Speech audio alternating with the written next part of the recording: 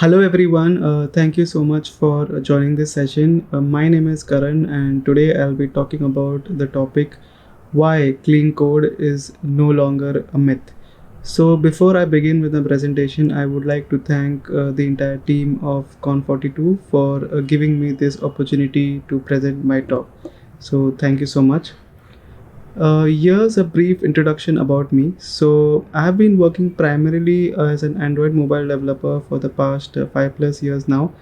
I have been working mainly on technologies like AI, AR, and VR. More recently, I've been involved in developing web applications using React and Angular, and my current work assignment includes developing mobile applications using React Native. And apart from being passionate about technology, I also love writing poems, traveling to different places across the globe and meeting new people. So that's about me in a nutshell.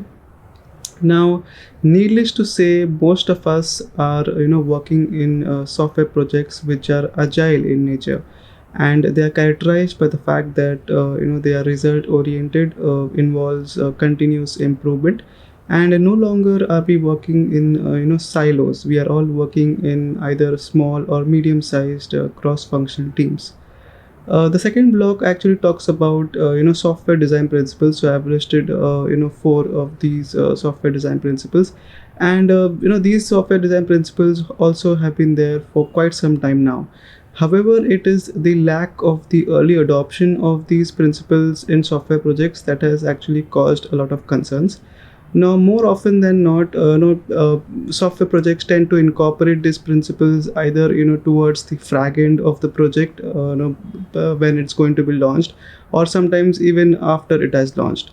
So here it is important to know that these kind of software design principles have to be incorporated as early as possible in the in the software development life cycle. So here I would like to specifically mention about one of the principles, which is separation of concerns. Now, separation of concerns basically means that you divide a program into, say, distinct, sections, and then each section basically handles a separate concern. So, these kind of software design principles are especially important nowadays in software projects. Coming to the third block, which talks about the age in which we all live in, which is the age of automation. Now, the age of automation basically, one of the benefits of the age of automation is that you get to use more tools and accelerators. And one of the main advantages is that it helps to reduce the overall cost and the effort. So, the age of automation certainly is something that we are all, a part of, and we are all using it in our day-to-day lives as well. So, coming to before coming to the main topic of the presentation, here is a short disclaimer. So, this session is not about why to write clean code, or neither does it talk about what is clean code or what is clean architecture. Nor does it try to answer the question about why don't software engineers write clean code. So the objective of this session mainly is to describe how one can actually go about developing or writing a clean code, and it's talking about one of the tasks that software developers even today feel that it is something far-fetched. And if you happen to be one of those developers, then perhaps you might have guessed it by now. It is writing clean code. So that is basically the objective of the session. So here's a trimmed down version of a day in the life of a software developer. So a software developer is someone who checks in his code at, say, regular intervals, and submits finally a pull request, which is then internally reviewed by a team of developers, so colleagues or senior members in the team.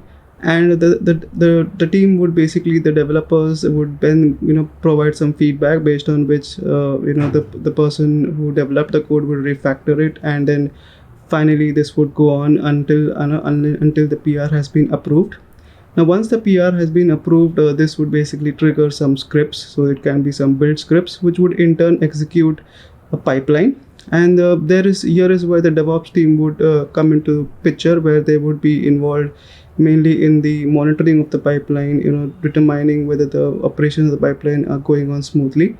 And the output of this process would be, say, a binary or an artifact that would be produced, which would then be deployed to a QA environment, And here is where the testing team would come into play, where they would actually be involved more in the testing of the app or the solution, and against a set of test cases, of course. And then they would also be providing their feedback on a continuous basis to the development team. So now, assuming basically all this has happened, and the issues have been resolved and there are no potential bottlenecks, then the testing team would ideally give a green signal, and the application would go into production or something, or something that we call as going live. So this is a feeling that I think most of us have experienced by now. And when this kind of a situation or moment comes in, we feel something like this. So it's this kind of a moment where you feel that your code actually has worked, and you have actually produced a working version which is fine, and it has gone into production. But if you're one of those who loves writing clean code, then perhaps this is really not the icing on the cake. So there are some drawbacks which are basically associated with this kind of an approach. So in this case, the developers, they are mainly focused on making the solution, I would say, work. So there is a lot, I would say there's a less amount of time which is actually spent on the refactoring of the code.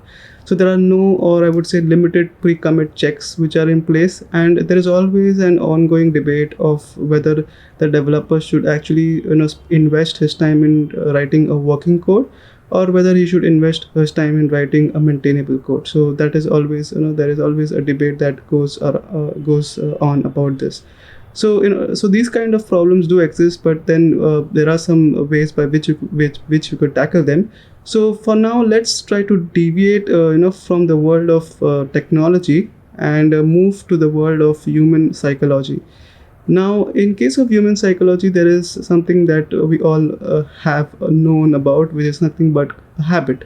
So habit is something that is not developed overnight. So writing clean code also needs to be or become a habit. So what are the four stages, you may ask, of building a habit? So I have listed them down. So they are nothing but cue, craving, response, and reward.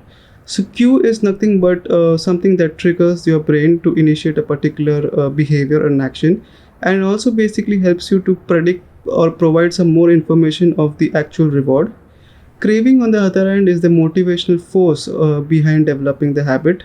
The response, basically in this case, represents the actual habit itself, and the reward, as the name suggests, basically is the results, or the outcomes of developing this kind of habit. So these are the four stages, I would say, of building a habit. But if we had to map this in terms of our main objective of writing clean code, so this is what we would eventually come up with. So in the case of writing clean code, our cue basically would involve removing of dead code, finding of unused variables, automating the formatting of the code, and applying certain custom rules.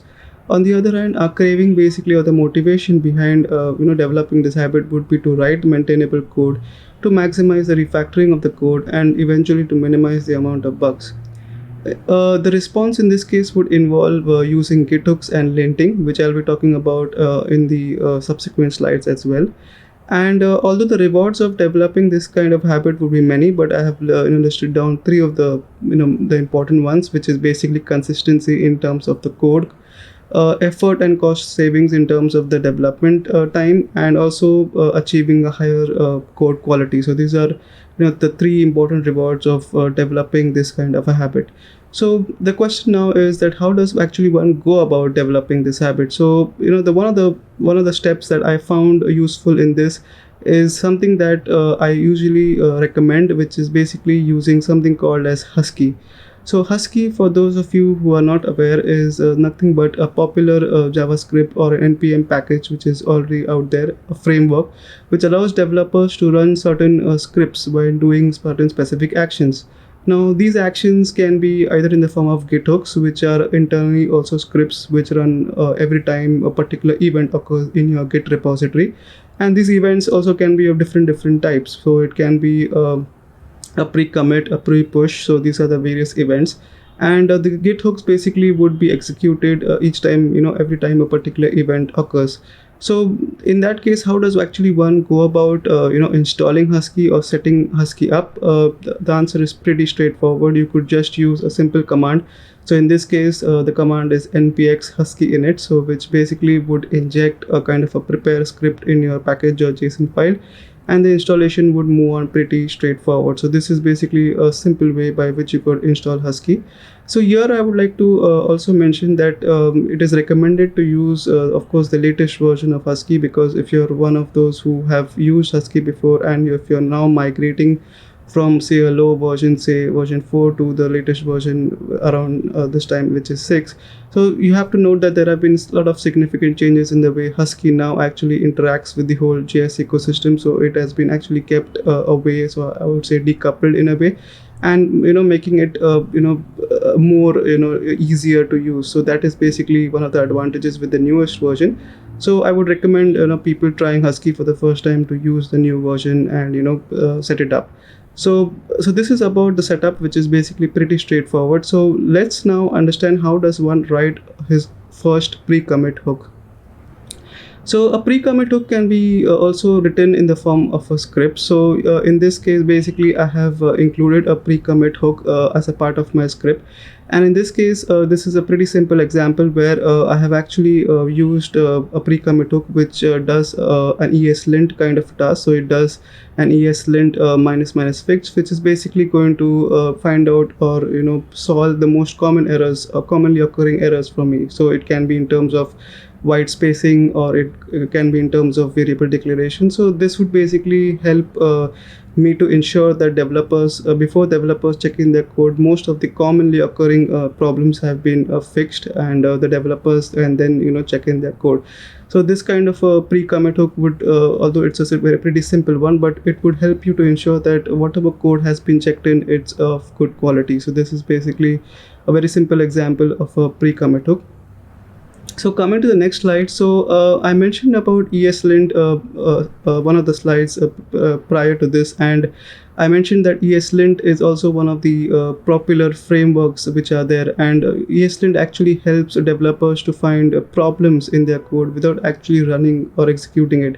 And Prettier, on the other hand, is like an optional code formatter. So there are many code formatters out there, but Prettier is something that one uses quite often, especially in terms of JavaScript and React-based applications, I would say. And if you are one of those who uses React.js or is developing React.js based applications, then the good part is that the Create React app already comes bundled in with the ESLint config. So as you might be aware, the ESLint has a lot of plugins that it has, and you can actually include them as a part of your configuration. Or in that case, if you're using React.js, it would there would be already by default a set of plugins which would be there, but you can always go ahead and install any other plugin if required. So that is also one of the things that you could do in case of ESLint. And Prettier, on the other hand, would be something that also you could use if you are well acquainted with it, and if you would like to make code formatting a lot easier. So that is basically done using a simple command which I have listed down, which is basically doing a yarn add and to include Prettier in your application. So this is basically a pretty simple way of installing ESLint and Prettier. And coming to the next slide now, ESLint, as I mentioned, would help you to to find out problems in a code without executing it, and that is because of certain rules. So there are certain rules that you could add for basic syntax validation or variable declaration or say brace styles to fit your requirements of the project. And there are two ways actually of configuring ESLint. So one way is basically you create an ESLint rc.js file at the root level of your project, or you could ideally go with the second approach, which is to add ESLint config field in the package.json. So here is this is another approach where you can specify your rules and your configuration. So I have actually gone with the first approach in this case. So I have created an ESLint rc.js file in which I have included all the rules which are going to be applicable for my project. So the good part is that here you could actually put in a lot of you could do a lot of customization in terms of your rules and try to make it more stricter or in depending upon your project requirements. So ESLint offers you that flexibility, and one can actually take into account all the commonly occurring problems or commonly occurring issues that developers face, and also try to set up some rules so that it could be avoided before committing the code. So these kind of rules also can be added as a part of the ESLint rc.js file. So this is a simple example of how one can configure rules using ESLint.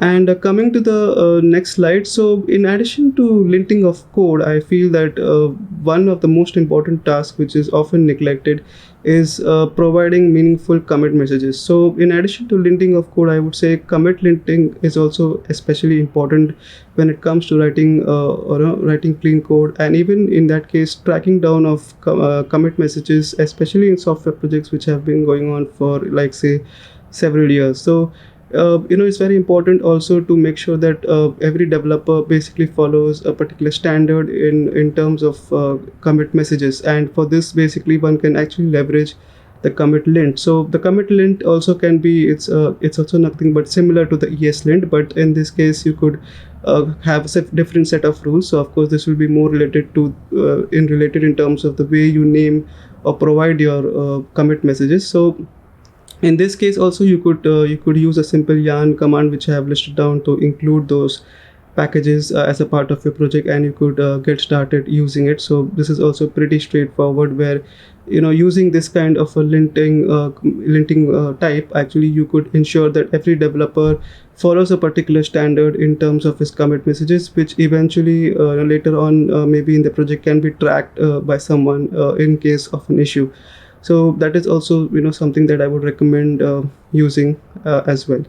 So coming to the next slide, which talks about environmental configurations. Now this is again a very important aspect of writing clean code, because as developers we often work on different operating systems, be it Windows, Linux, or Mac OS. So based on the different versions or different dependency versions, there's always some kind of a conflict that may arise. Now usually in the dev environment, one does not typically run the npm install command unless unless he or she is running the project for the first time, or there are some version changes that needs to be done. So in this case, the good part is that we have something called as a node version manager. So this basically, it is used to install a specific version, or you can say multiple versions of a particular framework or library.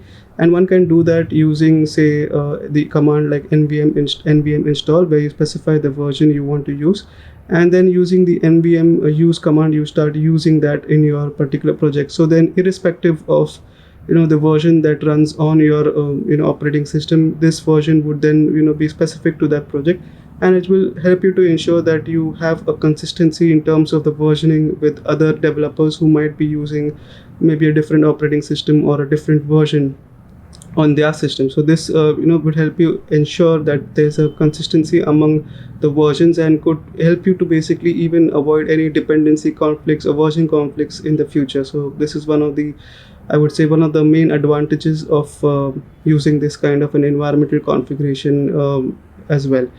So moving on, I would say writing clean code definitely would help you to improve the efficiency and the overall output of your code and the code quality itself. And I feel that project teams should basically focus more on the environmental setup and configuring the frameworks for clean code before even the actual development starts. And in my opinion, refactoring should definitely be made a continuous process, where developers should focus more on refactoring the code rather than actually producing, say, just a working version of the code.